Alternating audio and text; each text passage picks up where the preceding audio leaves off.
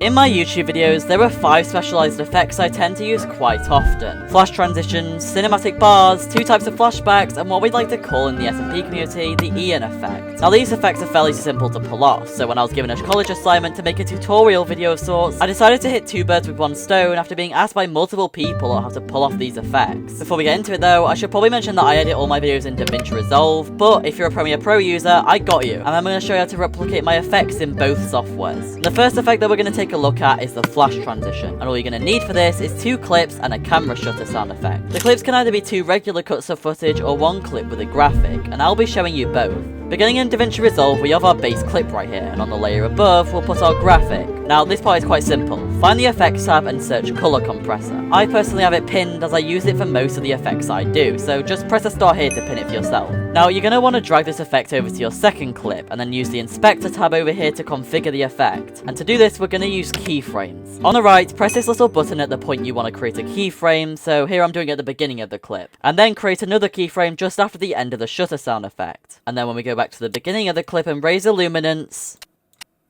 you can see how the graphic sort of flashes when it appears on screen, so it's not just a basic jump cut. Now in Premiere, the end result is going to look slightly different, but what we're going to do is put our 2 clips together, obviously with the shutter sound effect, and then we're going to find the Lumetri color effect and drag it onto the beginning of the second clip. Just like in DaVinci, we're going to have to keyframe it, so on the right in Effect Controls, find the exposure slider and click this little icon to create a keyframe. Then once again, simply go to the end of your sound effects and create another keyframe, before finally raising the exposure on the first keyframe to 100%. And that's going to turn out looking like this. Now I'd say that's probably the simplest effect out of the 4 that I'm going to show you, with the next one being slightly more difficult. However, I use this next one quite a lot, usually when showing a type of flashback, so I'm going to show you how to create both kinds. To make this process simpler, start by getting an adjustment layer from the Effects tab. Any clips below this will be affected by whatever you apply to it, which will make it easier to replicate later on for future flashbacks in the video. For both effects, in DaVinci we're going to grab a color compressor once again, and also a vignette. Now the first type of flashback I do is simply showing footage from an old video to catch any new viewers up on the story. I usually tend to use this effect in B-roll sections, and how we're going to do it is simply set the saturation on the color compressor to 0.3, and then we're going to set the vignette to a size of 0.8. And we're done, it's literally that simple. Now the second type of flashback I do is slightly similar, this time used to show a memory linking to the current discussion or moment in the video. And this is where the adjustment layer comes in. Simply copy the clip and then paste it above whatever new clips you want to give the memory effect to, as so. But rather than finishing there, I'm also going to click this little black box to change the vignette color to white. You can also mess with this a little by altering the opacity setting. Usually it's set to multiply, but I like to set it to add so it has more of a white glow. But for even more of a glow, we can also add a third effect called light rays. Now initially this isn't going to look too good, but it's down to you to what settings you want to use for it. I usually just go with the flow every time. But when you're done, it should look something like this. And that's my flashback effect in DaVinci Resolve. Now in Premiere Pro, it's actually a lot simpler to pull off this effect, as we're only going to need 1 effect. That once again being Lumetri color. With the effect applied to the first clip, we're simply going to lower the saturation to 50% and create a vignette using the pop-up just below. You can configure this however you want. And for the other type of flashback, we're literally going to do the same thing, except change the vignette to white by moving this slider to the other side. Now, I honestly don't know how to replicate the light rays effect from DaVinci, but Premiere does have a nifty little glow effect that once again, you can just configure whichever way you want to your preference. Moving on, our third effect is probably the most well known within the Minecraft SMP community, popularized and named after Ian G07. It's called the Ian effect, and usually depicts a character in a dark abyss looking up at a large screen, showing some sort of memory or emotional moment. However, this isn't easy to pull off, and sometimes ends up looking a little odd, but cool nonetheless. It all depends on your personal style. However, the way that I like to do it is by first getting a Minecraft B-roll shot using replay mod of my character looking up at nothing. But by putting it in a green screen box, we can create an illusion that says otherwise. So once you've imported your B-roll clip into DaVinci, head to the color tab and right click in this little area, followed by creating a new alpha output. A second blue icon will now appear, which you can drag the isolated green icon over to connect the two. Once that's done, you can now select the color you want to chroma key out, which in this case is green. Ensure your color picker tool is selected, and then click anywhere on your clip on the color that you wish to remove. Once done, reverse the keying by selecting this option, and then if there's no issues, you'll be done. However, if there's still some of your chosen color visible, use the qualifier tool to adjust the settings of your chroma key to ensure all of your color is removed correctly. This might take a while though, so be patient and just try to get your shot to look as neat as possible. Nonetheless, you can now drag the clip you want your character to be looking up at under the first clip, followed by configuring your transform settings in the inspector tab to decide how you want it to be positioned and sized. Now at this point you could call it a day, but if you want to make your shot look more cinematic, you could once again use the light rays effect and configure it to your choosing, and once finished, your final product should turn out something like this.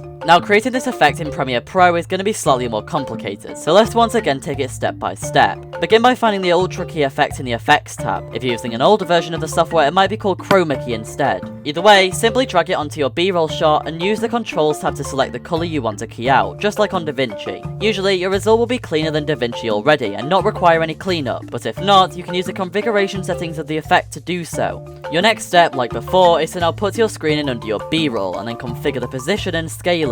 This time, I'm also going to lower the saturation and add a vignette similar to the flashback effect I showed you earlier, but as I also previously mentioned, light rays isn't very easy to do, so the best way to recreate it is by finding the VR glow effect, and then configure it to look a similar way to in DaVinci, and with that, your EN effect is complete. Finally, we've come to our last and what I consider the most difficult effect of them all, the slow motion cinematic bars cool looking shaders effect.